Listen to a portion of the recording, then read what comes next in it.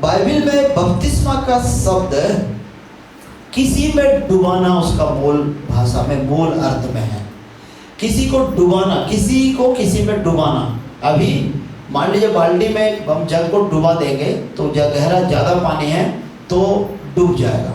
और एक समय ऐसा आएगा हम ऐसे चीज़ को डुबा देंगे कि कुछ पानी में तो दिखेगा भी, लेकिन हम अगर बैग के अंदर अगर हम कुछ रखते हैं बाइबल या मोबाइल तो नहीं दिखेगा। वो बैग को चैन से खोलना पड़ेगा। इसका मतलब उसको डुबाना है। अब डूबते किस में है? यीशु में। आज हम देखेंगे कि पानी का बपतिस्मा और पवित्र आत्मा का बपतिस्मा दो अलग अलग। आज तक हम इस विषय को पहली बार यहाँ प्रचार कर रहा हूँ।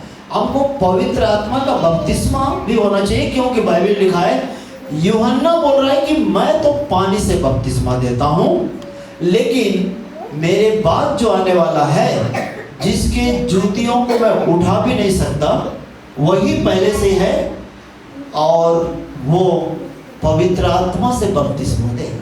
हालेलुया।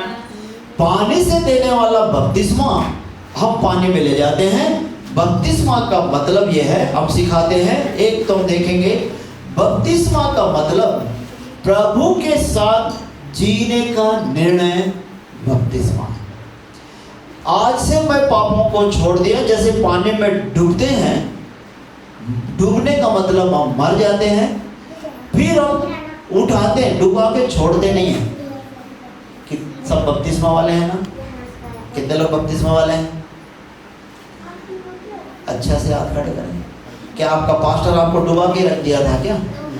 हाँ, तुरंत उठाया ना, सांस नहीं चलेगा, हाथ पैर मारते तुरंत नाक पकड़ के डुबाना है, फिर उठाना है। मरने के बाद तुरंत उठना भी है। डूबना संसार के लिए मरते हैं, समझ में आया? फिर उठना अब प्रभु के लिए। ये पानी का बपतिस्मा है, प्रभु के लिए जीने का निर्णय है। दूसरा, हम इस बात को लोगों के बीच में जोर से ऊंची आवाज में कहते हैं कि मेरा व्यक्तिगत उद्धार करता, यीशु मेरा व्यक्तिगत उद्धार करता। Jesus is my personal saviour. व्यक्तिगत उद्धार करता क्या है? आपको शब्दों का अर्थ पता होना चाहिए। व्यक्तिगत उद्धार करता का मतलब प्रभु यीशु सृष्टिकर्ता का पुत्र है। उसने पापियों के बीच में आया और वो अब पापियों का अपना उनका पाप अपने ऊपर लिया और वो क्रूस पर बलिदान दिया। वो एक भी बूंद अपने पास रक्त का नहीं रखा, वो हमारे लिए बलिदान दिया, मारा गया, गाड़ा गया, तीसरे दिन जी उठा। ये सारे उद्धार करता है। वो हमें आत्मा की मुक्ति देने के लिए उसने जो कुछ भी किया वो उद्धार के लिए किया। यही है उद्धार। हमारी आत्मा संसार से, शैतान से फ्री हो जाता है। शैतान के कब्जे से, नरक से फ्री हो गया। वो एक ताला खुल गया, वहां से बाहर निकल गया। यही है उद्धार।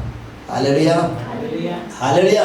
हम ज़्यादा बड़े बड़े बातें सीखते से जाते हैं, लेकिन कुछ बातों का अर्थ को हम नहीं समझ पाते। ये हम लोगों के बीच में मानते हैं कि मैं बपतिस्मा लेना चाहता हूँ। इसको लोग क्या समझते हैं कि धर्म परिवर्तन कराना या धार्मिक रिवाजों में बनाए रखने के लिए इसको पुराने नियम में भी लोग मानते थे। अन्य जाति भी इसको बोलते हैं कि ये वो मसीह बनाते हैं इसको बपतिस्मा।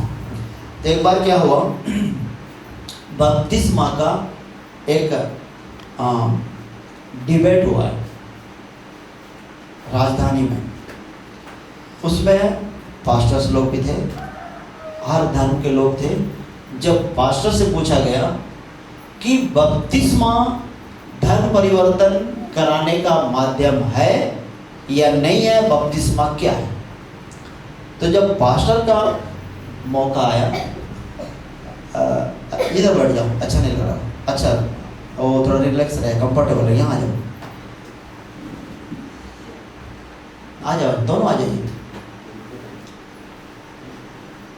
यहाँ थोड़ा अच्छा लगेगा। Hallelujah, hallelujah. हालेलुया। आप लोग भी आइए ना, चारों ठीक अच्छा रहेगा। Hallelujah, hallelujah. हालेलुया। हालेलुया। अब पास्टर को आप बारी आया, ध्यान से सुनिएगा।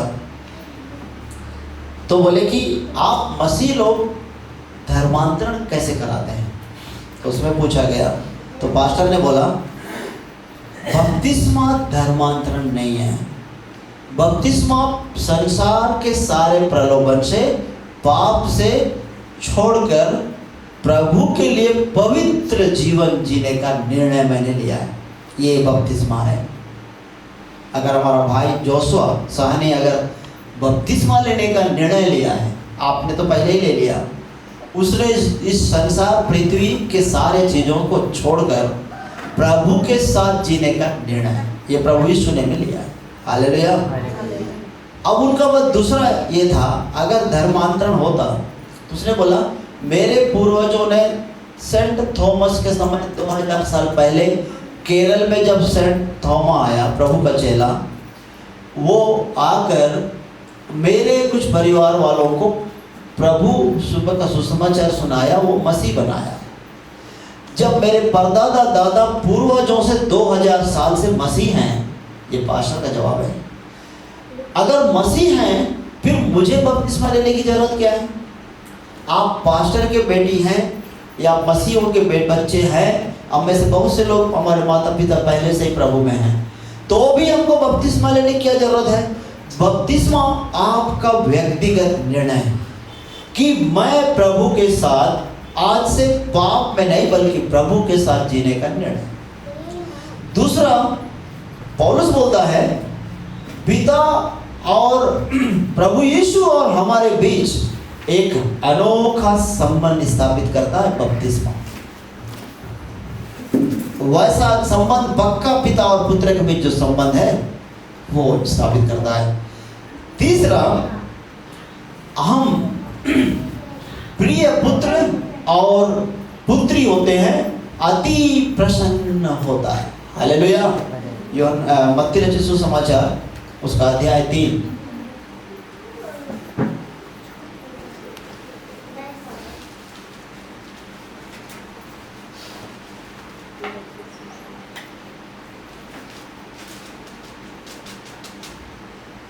उसका 16-17 दोनों पढ़े। 3 का, हाँ, synoptic gospel Matthew chapter 3 16 and 17, 2 वचन जोर से पढ़े। और यीशु बपतिस्मा लेकर तुरंत पानी में से ऊपर आया, हाँ, और देखो उसके लिए आकाश खुल गया, हाँ, और उसने परमेश्वर की आत्मा को कबूतर के समान उतरते और अपने ऊपर आते देखा। और देखो यह आकाशवाणी हुई, हाँ, यहाँ मेरा प्रिय पुत्र है, हाँ, जिससे मैं अत्यंत प्रसन्न हूँ। ओके, इसको हटाओ, माइक ले जाके दे दो। क्या है उसमें ना, रिकॉर्डिंग में बिना माइक की आवाज़ नहीं आता, उनको दे दो ले जाके। कोई एक ही पढ़ेंगे, जोर से पढ़ेंगे। क्या है, रिकॉर्डिंग में साउंड नहीं आता। हाँ, 3 का 16।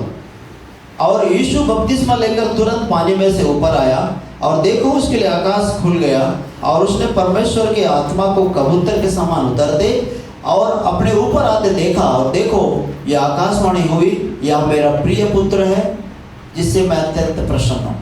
जब आप धार्मिकता को पूरी करते हैं तो प्रभु यीशु के हम प्रिय पुत्र होते हैं। पुत्री नहीं बल्कि प्रिय पुत्री होना जरूरी। हालेलुया। अभी पुत्र भी है घर में, पुत्रियां भी हैं। 4 बेटों में से कोई पिता का आज्ञा को पूरा कोई एक करता है और 3 लोग नहीं करते हैं। आप बताइएगा, 3 जब मांगेंगे पिता से कोई भी चीज़, वो तीनों को पिता बोलेगा बेटा रुक जाओ, क्योंकि उसको मालूम है ये लोग बात नहीं मानने वाले हैं, इनको कुछ भी दो कोई मतलब नहीं। लेकिन जो जैसा पिता बोलता है, बेटा कल सुबह 6 बजे खेत जाना है, जाएगा 6 बजे पहुंचेगा, बेटा ये काम आज पूरा करना है, करेगा। पिता की इच्छा को पूरा करेगा। पिता क्या चाहते हैं, मान लो किसी दिन काम नहीं बताया, कोई काम रुका है, अगर पिता बताने के पहले ही अगर करेगा, वो पिता बहुत प्रसन्न होगा उस बेटे से।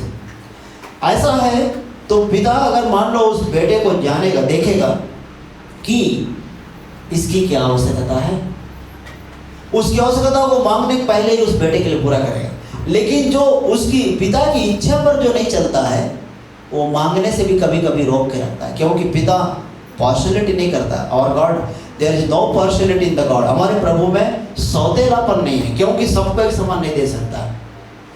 जो उसको प्रसन्न किए और चलते हैं उनको लिए आशीषें अलग हैं, जो उसको चलाने की कोशिश करने वाले के लिए दंड भी है। इसलिए तो वो प्रेमी है, वो धर्मी भी है। धर्मी है, न्याय करता है, प्रेमी है, प्रेम करता है, लेकिन धर्मी भी है प्रभु, वो आपका न्याय भी करेगा। हालेलुया।